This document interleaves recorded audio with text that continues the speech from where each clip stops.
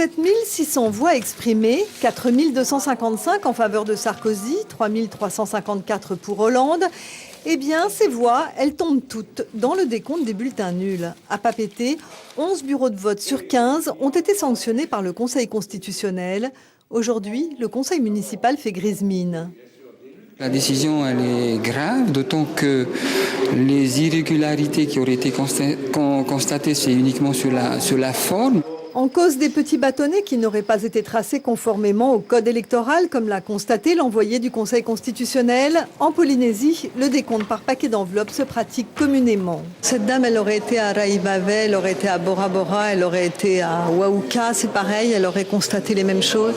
En tout cas, c'est ce qu'on pense, donc c'est un avis aux autres communes, donc à peut-être regarder à nouveau ce qui est effectivement prévu dans les décrets, dans le code électoral, de manière à ce qu'on ne soit pas inquiété pour les législatives où là il va y avoir un enjeu local.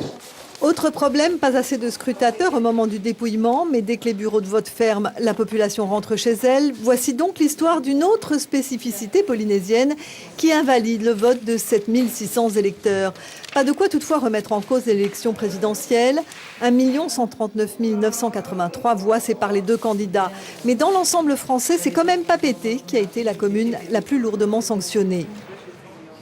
Oui, après l'annulation de plus de 7600 voix plutôt en faveur de Nicolas Sarkozy.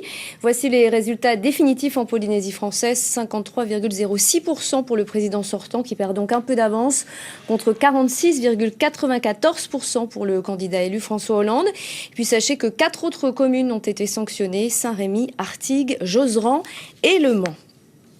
Le vote de la loi sur